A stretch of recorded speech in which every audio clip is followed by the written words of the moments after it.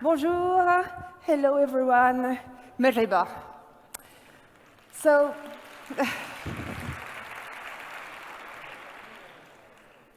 I'm the only one, not a chef, tonight.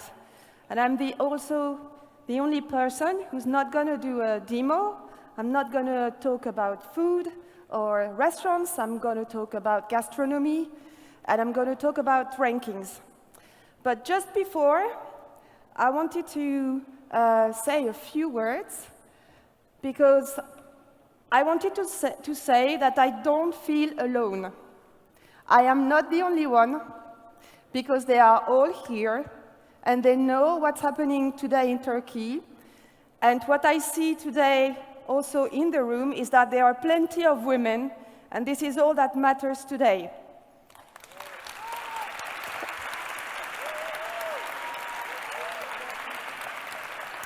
So if I'm the only one today, it doesn't mean that Gastromasa and Gökmen did not invite any women, because they actually did, and unfortunately 4 of them did not cancel. So I'm sorry, you only have me tonight.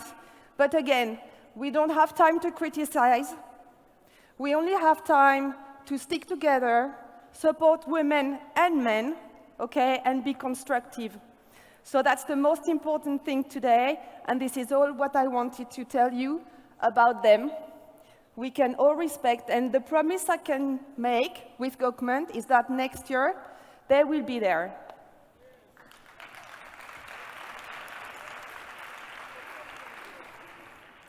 Okay, now let's talk about rewards, awards, guides, ranking, ratings. I mean, everybody loves to be rewarded, of course, and especially chefs.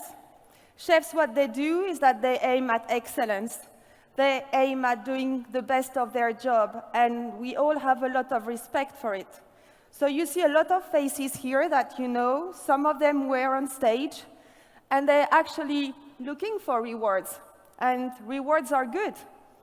They are good for the team who works hard with them in the kitchens. They are good for tourism, because they inspire people. It has some news effect in the media, so people want to come and visit a city, a country, a region, have something apparently amazing in a restaurant.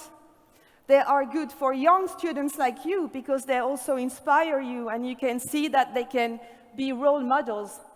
So rewards, looking for awards, stars, number 1 on rankings, can be seen as positive. But there are so many that you will probably recognize some of them here. Others will be quite new. You have consumer guides, ratings, rankings. Some of them are more consumer-oriented. Others are more professional, like in our community. Some of them are created suddenly from booking platforms. There are also media who does more local rankings in their magazines. There are also competitions for professionals, and lots of chefs are really good in competing in Bocuse d'Or or Young Chef. But all of them, they create these rewards, awards, number 1, best, stars, whatever. So there are many stereotypes, things that people all say about rankings. But if you want to understand the results, then just go back to their methodology. If you understand the methodology, you understand the results. And if you're looking for a methodology, try to reach the organizers of the rankings or ratings, and they should answer you. Because otherwise, what will you hear? It's opaque. You don't understand who's the best chefs in the world, why he got another star, why this one lost a star, was the other one lose 10 ranks in a 50 best ranking. It's influenced by sponsors, of course. Why not? They pay to have this chef, and if you don't order this product, you're not going to be on the list. honestly, this was the #1 criticism that I had when I was working on 50 Best. Do you really think that I will do what the sponsors say if I want to build a sustainable ranking? I mean, it would mean that I kill myself in the foot. This is the #1 mistake you don't do. You need to pay. Wow. You need to pay to go on a list. You need to pay for a star. No. It's a small club. You always find the same restaurants on this list, you know, and they organize themselves. Voters don't pay or they don't show any receipts. That's another big criticism. Just go back to the methodology, really make yourself your own opinion. French bashing. Yes, of course. A British ranking hates French chefs. Well, centuries ago, but not in this world. You need to invite voters. Maybe, maybe not. There's actually always a story that says you don't need to go up on a list. So the methodologies is what I wanted to share with you today, just so you make yourself your own opinion.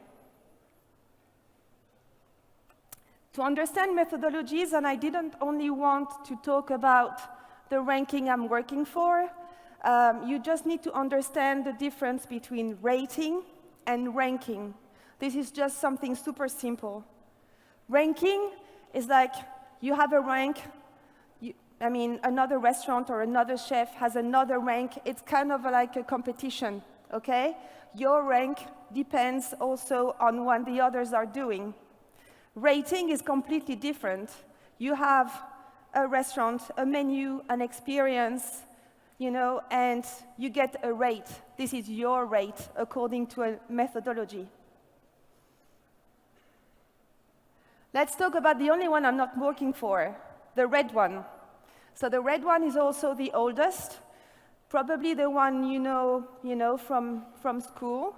I'm French, so I was born with the red guide in the cars. Because actually it was born in France in 1900. It only covers 35 countries or destinations. Like, for example, in the US, you only have New York, Washington, San Francisco, very recently Los Angeles, but it doesn't cover the whole US. So in total, it's approximately 35, and the most recent destination that they just launched is actually Moscow. It's anonymous inspection, and those inspectors are employed by the tire group, Michelin. They have a very wide selection, and they want to offer choice. You know, they're not only looking for 3 stars. They take a country or a city, they visit a very wide selection of restaurants, and then they rate them. So the inspectors, they visit anonymously, and they have very clear criteria, 5 of them actually, which have never changed since the beginning. And it's all about quality, mastery of techniques, flavors, creativity, consistency. It's very clear. They're super focused on what's happening in the plate. That's the Michelin methodology. There's no reason why I'm going to say it's a good one or it's a bad one. It's an internal choice. It's a methodology. If you understand how they rate restaurants, how the inspectors are visiting a country, then you understand also why some of you have 1, 2, 3 stars. If in a country there's no stars, it's just because there's no guide, and that's it. Okay. Now there is the dark blue one. So I've been working for this one for 5 years, based in London. It's quite young, however, it's going to be 20 years old very, very soon. It's a ranking, okay? Michelin is rating, 50 Best is ranking. It's a ranking that is global, and that's actually one of the success of that ranking, which is it was the first time that an organization decided to rank restaurants in the world. So how does it work? So I'm very good at explaining, and if I have to explain it 1,000 times, no problem. It's an annual vote. Every year, people vote on a platform. They have 1,040 voters around the world. 25% of these voters are renewed every year. There's a 50-50 gender balance, by the way, one of the decisions I'm quite proud of. And then think about who's voting. There is a third chefs, a third food journalists, and a third foodies, people like you and me, who's passionate about restaurants and who go to restaurants very often. So what do? Every year, they go on a platform and they have to answer that very simple question, which is, in the past 18 months, what were the 10 best culinary experiences that you had? Super simple. You have to give 10 names. Out of these 10 names, at least 4 have to be outside your region. So this methodology is simple to understand, and if you understand it correctly, you understand also who's on the list. It's super global. So don't be surprised to see 20, at least, countries in the top 50. There can't be 10 restaurants in the 50. There can't be more than 15 Spanish restaurants in the 50. It's super global because the voters are super spread everywhere in the world, and they have to give at least 4 restaurants outside their country. So if I had to vote, I'm French. I can give only 6 French restaurants, but I could give 10 Japanese restaurants if I wanted to. It's also adjudicated by Deloitte, because years after years, because it became so influential and the media attraction was so high, we had to really organize things to make sure that there was no room for bias, for mistakes. So also remember, when you evaluate a restaurant, it's always subjective. How could it be objective? Okay, so if people vote, they give 10 restaurants. It's subjective. It is their favorite restaurants. However, when we take more than 1,000 opinions, giving 10 restaurants, we have 10,400 votes. So you can say at the end, it quite represents, well, what people think in terms of the best culinary experiences. So what they do is that they get all the votes, they compile everything, and they publish the top 50. And they announce it, with a countdown during super big ceremonies. And then there is the gold one, which is the new one I'm working for since 1 year, which is called La Liste. You could say it's a baby, however, it's almost 6 years old. It was born in France, and it's also a ranking, okay? Rating, ranking. If you remember that, I did my job, okay? We call it the ranking of the rankings because the methodology is not to create something new, is not to ask people to vote or people to rate restaurants.